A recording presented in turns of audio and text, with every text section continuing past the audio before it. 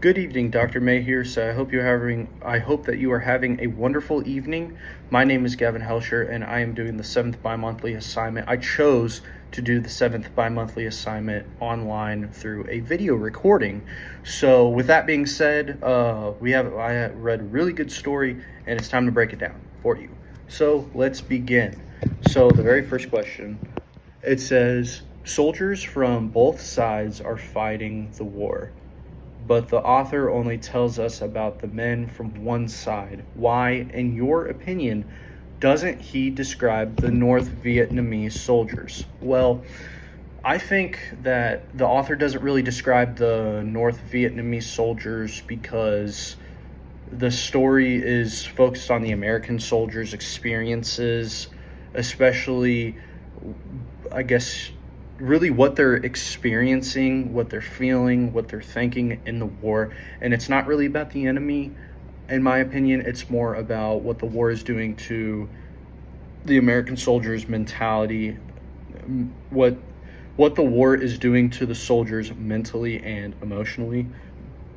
And excuse me, I'm so sorry. And let's see, on page 572, the first full paragraph, it reads, Lieutenant Cross carried the responsibilities for the lives of his men.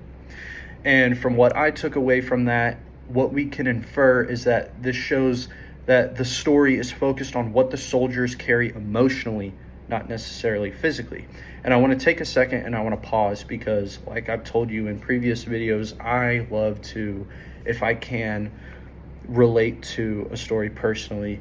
And I've never been in a Vietnam War. I've never been in a war, but I am very privileged to have family members who have served in the United States military. My dad, my uncles, my great uncles, my great grandpas, my grandpas, uncles, everyone.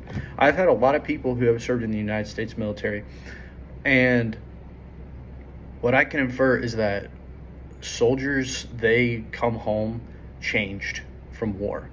You know, war is ugly, it's treacherous, it's disgusting. I can only imagine because I have never been in a war like myself, like on the front lines. My family members can attest to that, and war is very ugly, I know. And with that, soldiers carry a really real emotional toll. You know, people think of war, they think of the physical defeats that happen. You know, they think about, getting a leg blown off or, being injured physically, but war is very much an emotional toll as well. It's not necessarily only physical. A lot of soldiers come home traumatized. They carry an emotional toll on them. So going around that, I just wanted from that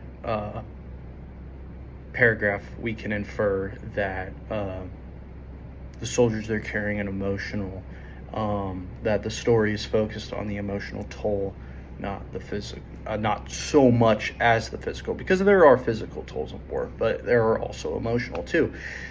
So anyways, by leaving out the North Vietnamese soldiers, I guess we can kind of feel the same confusion the soldiers feel. Basically, like the enemy is distant and unclear, and the real struggle becomes what's going on inside the soldiers themselves, like fear, like stress and responsibility. Because if you're in charge of people, like that can be really stressful sometimes. But again, God bless our troops. God bless them, for laying down their lives for our well-being. I just want to take a second to thank them. Okay, so moving on to the second question. The second question says, when the author writes, afterward they burned then K, what is he telling us about the attitude of the men toward the people in the villages around them? Well, when the author says that quote afterward, they burned then K. I hope I'm saying that right.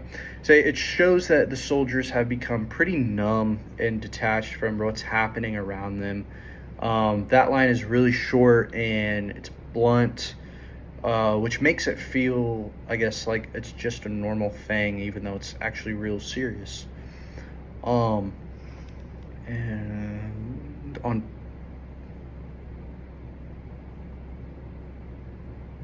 In my example on page 576, the third full paragraph, we read that exact line. We read that exact line. Afterward, they burned then K. Basically, just, the lack of detail shows that they're not really thinking deeply about it anymore. And I think that it also shows their frustration and anger, especially after Lavender dies, Ted Lavender. And instead of dealing with their emotions directly, they take it out on the village, and it shows how war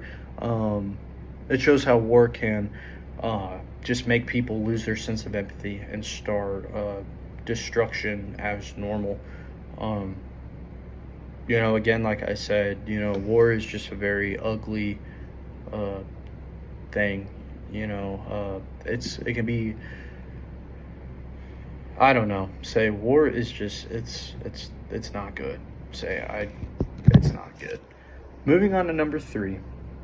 It says, why is it important to specify the weight of the equipment each man is carrying? Well, we can infer that because the author, before I start, usually, like, the people, especially back in Vietnam or anywhere, they're carrying a lot of weight. And this kind of just shows, how exhausting, like, life as a soldier out on deployment feels. They're carrying a lot of heavy weight.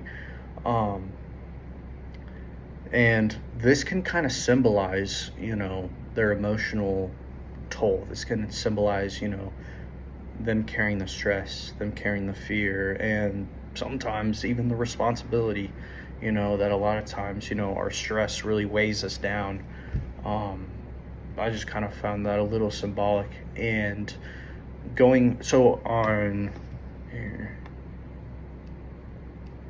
Okay, on page 573, the second full paragraph, it says, together, these items weighed between 15 and 20 pounds.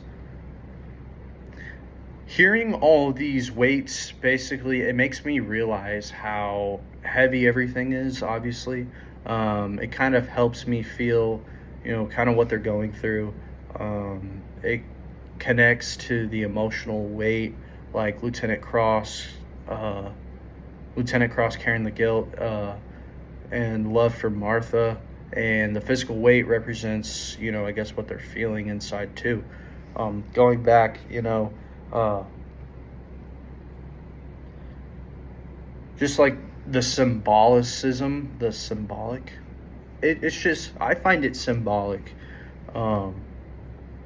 and not a good symbol, because, carrying stress and fear and anxiety during war, it just really puts me at a perspective of what everyone goes through, of what a person can go through during a war, especially, American troops.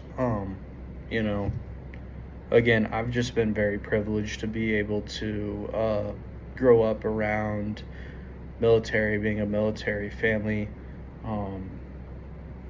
It just kind of makes me sit back and just think, how lucky we really are. And even, like, not even, previous wars, but wars way back, like the World War II or the Vietnam War. They've really, they laid down their lives for us. They made the ultimate sacrifice to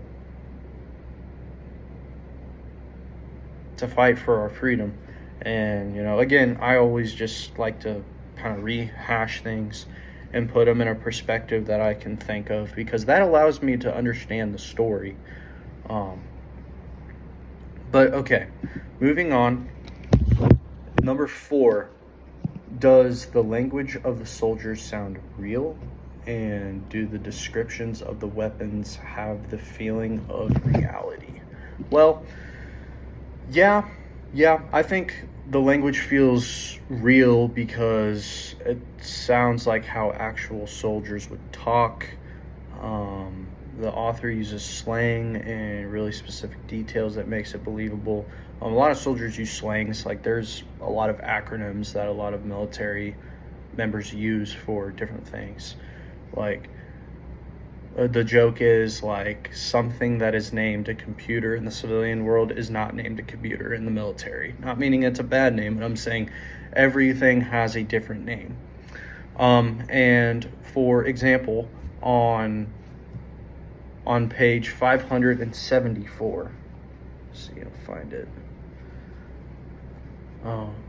To carry something was to hump it. That kind of word feels natural and not overly formal. And also, not only that, but the story also lists specific items like P38 can openers. Is reading that right? Yeah. And PRC-25 radio. Let's see. Yeah. P38 can openers, PRC-25 radio, page 573 and 574.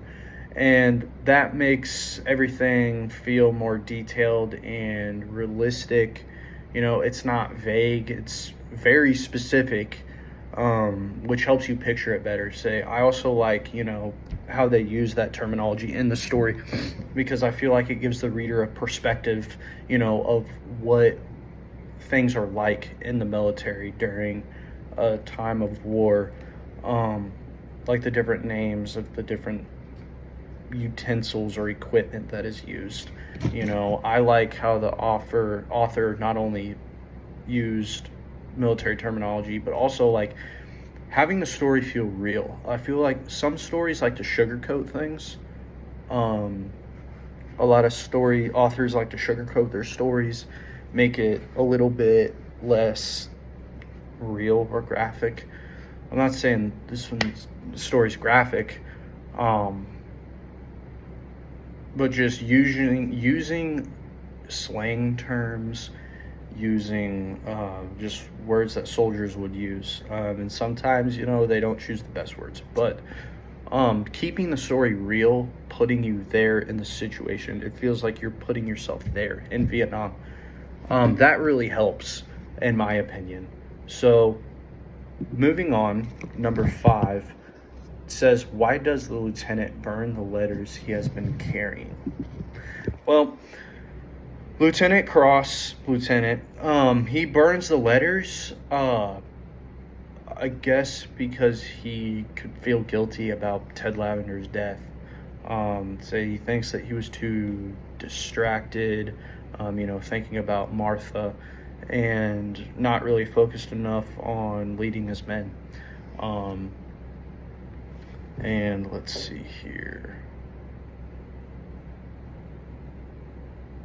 On 577, second paragraph, it says he burned the letters, then he burned the 2 photographs. In this moment, it's important. I think it's important because it shows that he's trying to change. I guess you could say he's trying to change. Burning the letters is kind of symbolic. He's letting go of his feelings for Martha so that he can focus completely on being a leader, on being a good officer. And it's like he's forcing himself to be more serious and less distracting. Being an officer in the military, I know that you have to keep your head on a swivel because you are in charge of men. And yeah, I think that this was a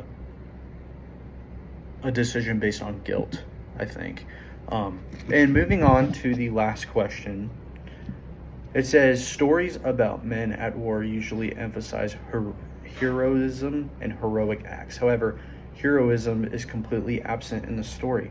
What could be the reason for this absence? Well, I think heroism is mostly missing because the author wants to show a more realistic version of war. I worded that right. Once the author wants to show a more realistic version of war. Instead of brave, heroic moments, the story focuses on fear and survival.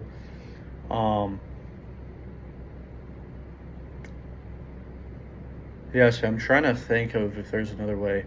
Like,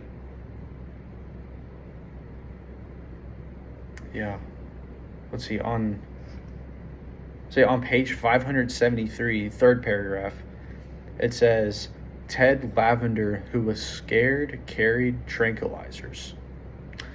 And this says that, soldiers, they have fear, say this just shows that, the soldiers, they have fear. And then that when Lavender dies, it happens suddenly and without any heroic action, and that shows how random and unfair war can be. And I think that the author leaves out heroism on purpose to show that war isn't really about glory, it's about fear, confusion, and I guess just trying to make it through. But yes, with that being said, I'd like to thank you for listening to my video. I hope you enjoyed it. And yeah, thank you very much.